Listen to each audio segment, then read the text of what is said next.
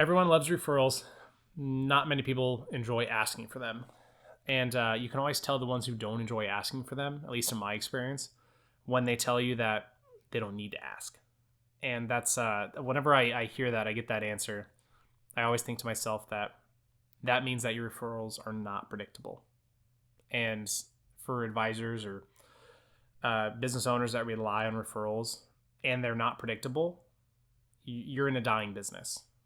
There has to be some sort of way that you can track and predict your growth. And if it's only coming from referrals, you got to have some sort of process. So, this specific answer here, I'm going to say is the referrals pivot conversation. I started having this a lot during 2020, like late 2020 with COVID. Again, people were looking for some ways to drum up new business during 2020. But here's roughly how this goes. And this is to appeal to the different personality types. Many of you might have heard, the DISC assessment, whether your personality is, DIS or C, or maybe it's, all the other different personality labels out there, I suppose. But the referrals pivot is a way that you can appeal to all four of these. And it's going to start with very abruptly asking them, hey, John and Susie, I've always enjoyed working with you. Who do you know that I should be working with? You'll have your language for that, but the point is, be direct. Be direct about it. There's a personality type out there that appreciates direct, like you being direct. So they'll just tell you right up, I've got a couple people in mind. Most advisors, they think this is the best way to do it. They think it's the only way to do it. And I can tell you, when I started in the business, in the advising space, that's what I was taught. And I didn't know any better, so I just did it. And then when people wouldn't tell me a name, well, I was kind of up the creek without a paddle. But here's where you go from there. The ones who don't answer that, which will be the majority, I don't really know. No one's coming to mind. The wrong advice is to then tell them, well, what about Joe? What about Sandy? What about John? Like, don't bring up random people that they might associate with. It's weird. Instead, reframe the question. Hey, that's okay. I totally get it. Well, let me ask you this then. We've got an event coming up. You might have seen us advertising it. It's going to be at the local library. We're talking all about maximizing your Social Security. Who do you know that you interact with on a regular basis, or maybe that you don't interact on a regular basis? There's friends of yours or in your family who really would value from hearing about how to maximize your Social Security.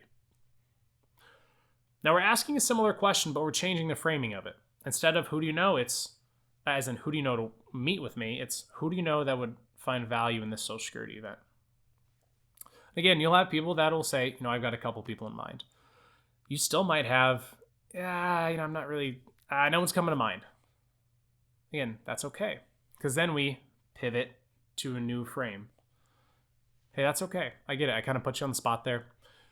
So what I'm going to do is I'm just going to give you an extra copy of my book, or maybe it's an extra copy of this brochure or whatever is your, marketing deliverable piece that should be branded. I'm just going to give you an extra copy of this. Will you do me a favor, though? And when someone comes to mind, will you please give this to them? They're going to say yes.